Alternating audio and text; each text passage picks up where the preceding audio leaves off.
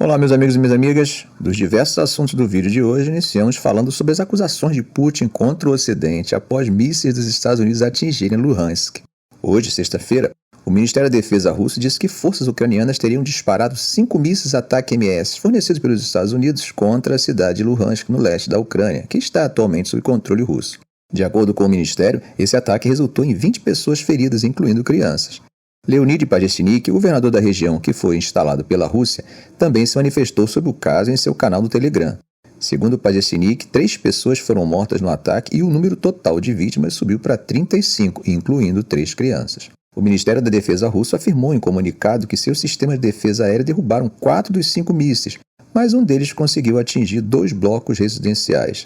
Eles alegam que isso foi um ato deliberado. Pajestnik também mencionou que 33 edifícios foram danificados, entre eles 2 escolas e 3 jardins de infância. Ele destacou que os socorristas estão trabalhando incansavelmente para resgatar pessoas dos escombros. Gente, é importante avisar a vocês que não houve verificação independente dessas informações, ao menos até o momento em que gravei esse vídeo, nem comentário oficial da Ucrânia sobre o incidente. Mas lembra do vídeo de ontem, quando eu disse que estavam querendo reeditar a crise dos mísseis de 1962? Então, na próxima semana, 4 navios russos, incluindo um submarino nuclear, chegarão a Havana. Segundo autoridades cubanas, essas embarcações, que, segundo eles, não carregam armas nucleares, vão atracar na capital cubana entre os dias 12 e 17 de junho. O Ministério das Relações Exteriores de Cuba garantiu que a presença desses navios não representa uma ameaça para a região. Veja o que disse o comunicado do Ministério cubano. Essa visita está alinhada com as históricas relações amistosas entre Cuba e a Federação Russa e está estritamente de acordo com os regulamentos internacionais. No entanto, gente, é impossível ignorar a tensão no ar. A chegada do poderoso submarino nuclear Kazan e de outros 3 navios ocorre em um momento delicado, com a guerra na Ucrânia esquentando os ânimos. Cuba e os Estados Unidos estão separados por uma distância de cerca de 145 quilômetros no ponto mais próximo. E é claro que essa proximidade geográfica tem uma importância estratégica imensa. Como vocês lembram, comentamos aqui no canal recentemente, Putin sugeriu que Moscou poderia tomar medidas assimétricas se países ocidentais como a Alemanha e os Estados Unidos fornecessem armas à Ucrânia. Ele chegou a dizer que o uso de certas armas, incluindo tecnologia avançada de mísseis, equivaleria à participação desse país fornecedor na guerra da Rússia contra a Ucrânia.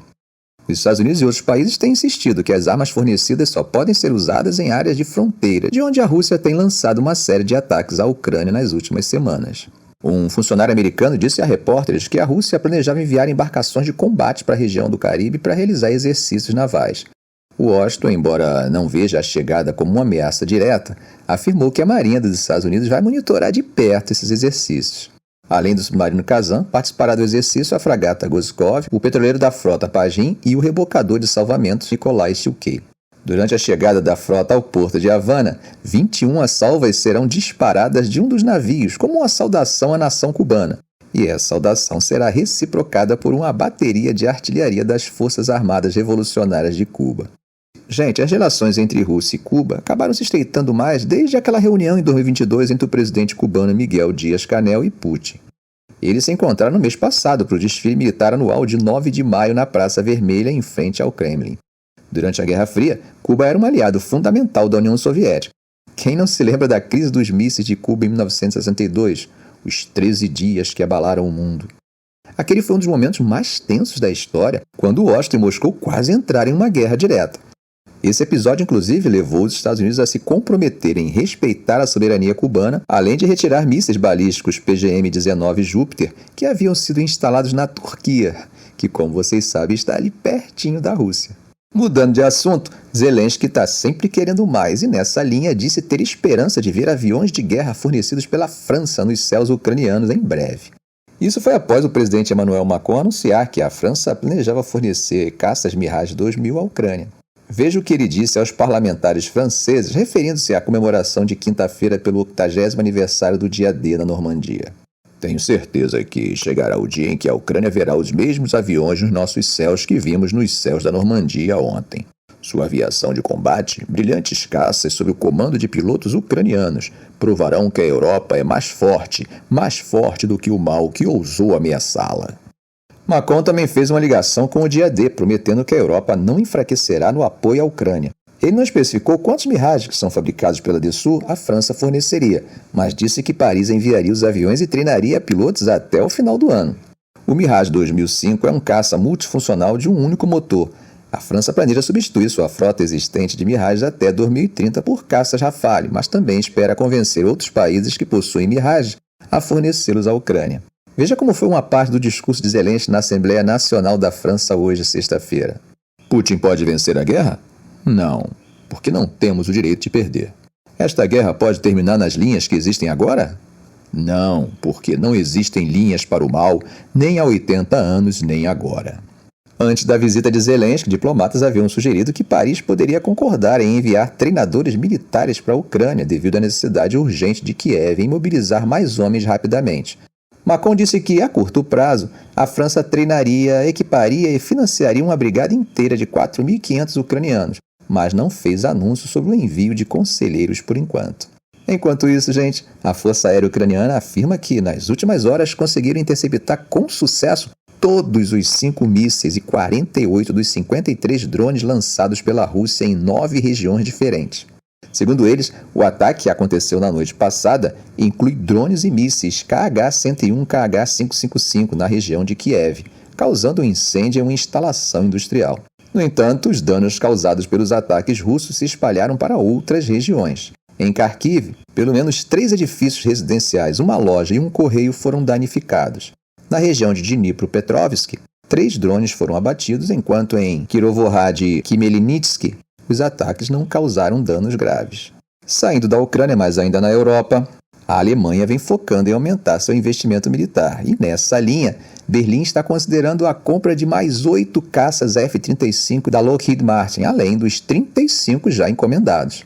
O foco agora é entender os custos envolvidos nessa aquisição adicional. Esses caças, conhecidos por sua tecnologia Stealth, são vistos como os mais avançados do mundo, o que os torna praticamente indetectáveis por radares. Em 2022, a Alemanha decidiu investir em 35 F-35, incluindo mísseis e outros armamentos, com um custo estimado em cerca de 10 bilhões de euros. Essa decisão faz parte de um movimento mais amplo para substituir os antigos caças Tornado, que são os únicos capazes de carregar bombas nucleares americanas armazenadas no país. Vale lembrar que os Tornados estão em operação desde os anos 1980 e estão programados para serem retirados de serviço entre 2025 e 2030. Os novos F-35 estão previstos para serem estacionados em uma base aérea próxima à cidade de Bucha, que fica no oeste da Alemanha, a partir de 2027. Lá eles poderão também transportar armas nucleares americanas, mantendo a capacidade de dissuasão do país. Os primeiros 8 caças devem ser entregues em 2026 e serão usados nos Estados Unidos para treinamento de pilotos. Claro que essa iniciativa faz parte de uma nova era na política externa alemã, que foi anunciada pelo chanceler Olaf Scholz logo após a invasão da Ucrânia pela Rússia em fevereiro de 2022. Isso, gente, representa uma mudança importante, com uma política externa mais ativa e um aumento nos gastos militares. Inclusive, a Alemanha criou um fundo especial de 100 bilhões de euros para as compras de armas modernas e se comprometeu em atingir a meta da OTAN de gastar pelo menos 2% do PIB nacional em defesa a partir de 2024. No entanto, eles têm um déficit fiscal acima de 60% do PIB, o que ainda é um impedimento para que ampliem ainda mais esses gastos. Bom, gente, atravessando o Mediterrâneo, como vocês sabem, a tentativa de cessar fogo no conflito, que já dura 8 meses em Gaza, ainda está em impasse. O que não está em impasse são os ataques de Israel em Gaza. Hoje, sexta-feira, Israel bombardeou novamente áreas centrais e do sul de Gaza, resultando na morte de pelo menos 28 palestinos. Além disso, forças de tanque avançaram para as partes ocidentais de Rafah. Os mediadores do Catar e do Egito, com apoio dos Estados Unidos, tentaram mais uma vez reconciliar as demandas conflitantes que impedem uma paralisação das hostilidades. Eles buscam a libertação de reféns israelenses e palestinos presos em Israel, além de permitir um fluxo contínuo de ajuda em Gaza para aliviar o desastre humanitário. No entanto, gente, fontes próximas às negociações afirmaram que ainda não há sinais de avanço. Um mês após entrar em Rafah, numa tentativa que Israel diz ser para eliminar as últimas unidades de combate intactas do Hamas, forças lideradas por tanques avançaram para as margens sudoeste da cidade, que faz fronteira com o Egito. Moradores relataram que tanques estavam posicionados no distrito de Al-Isbah, perto da costa mediterrânea, enquanto franco-atiradores tomaram alguns prédios e terrenos elevados, aprisionando as pessoas em suas casas. O fogo de metralhadores israelenses tornou muito perigoso sair, segundo o relato dos moradores. Autoridades de saúde de Gaza informaram que 2 palestinos foram mortos e vários ficaram feridos em bombardeios de tanques em Rafah Ocidental. No centro de Gaza, médicos palestinos disseram que pelo menos 15 pessoas morreram durante a noite em bombardeios israelenses. Um residente palestino disse à imprensa via aplicativo de mensagem o seguinte: "Eu acho que as forças de ocupação estão tentando alcançar a área da praia de Rafah. As incursões e os bombardeios durante a noite foram táticos. Eles entraram sob fogo pesado e depois recuaram." Na cidade maior de Khan Younis, ao norte de Rafah, um ataque aéreo israelense em uma casa matou 8 pessoas e feriu vários, incluindo crianças. No norte de Gaza, 3 palestinos foram mortos em um ataque aéreo israelense a um prédio escolar em que abrigava famílias deslocadas. Na sexta-feira, o Hamas informou que militantes em Deir al-Balah bombardearam uma casa onde tropas israelenses estavam entrincheirados, matando alguns e ferindo outros. Helicópteros foram vistos pousando para extrair a unidade israelense atingida. O exército israelense focou no centro de Gaza em sua última atualização, dizendo que matou dezenas de militantes e destruiu mais infraestruturas militantes em operações contínuas no campo de refugiados de Al-Burej e na cidade próxima de Deir al-Balah. Enquanto trocam acusações, os civis continuam morrendo. Israel culpa o Hamas pelo alto número de mortes civis em Gaza, acusando eles de operarem em bairros densamente povoados, de usarem escolas e hospitais como cobertura, algo que o Hamas nega. Enquanto isso, funcionários da ONU e humanitários acusam Israel de usar força desproporcional na guerra, o que Israel também nega. Como sabemos, recentemente Israel atingiu um prédio escolar, como que disse ser um ataque aéreo direcionado a até 30 combatentes militantes dentro. Um oficial do Hamas disse que 40 pessoas foram mortas, incluindo mulheres e crianças abrigadas no local das Nações Unidas. Stefania Dujarric, porta-voz das Nações Unidas, disse o seguinte: "É apenas mais um exemplo horrível do preço que os civis estão pagando. Que homens, mulheres e crianças palestinas que estão apenas tentando sobreviver, que estão sendo forçadas a se mover em uma espécie de círculo da morte em torno de Gaza, tentando encontrar segurança." A última rodada de negociações indiretas começou na quarta-feira, quando o diretor da CIA, William Burns, se reuniu com altos funcionários do Catar e do Egito em Doha para discutir uma proposta que o presidente dos Estados Unidos, Joe Biden, endossou publicamente na semana passada. Biden descreveu o plano de 3 fases como uma iniciativa israelense. O Catar disse ontem que o Hamas ainda não entregou aos mediadores sua resposta à última proposta e ainda estava estudando. 2 fontes de segurança egípcias disseram que os mediadores do cessar-fogo estão perseverando, mas sem indícios de um avanço. Eu continuo torcendo para que a paz venha logo e que os civis de todos esses conflitos possam viver em paz, mesmo que acompanhados pelos dramas e traumas dos quais provavelmente nunca se livrarão. Ficamos por aqui. Se esse vídeo foi útil para você, faça um comentário, compartilhe em suas redes sociais, dê um like. E é claro, se ainda não for inscrito, inscreva-se no canal e ative o sininho. Ok, gente? Um grande abraço do professor Arão Alves.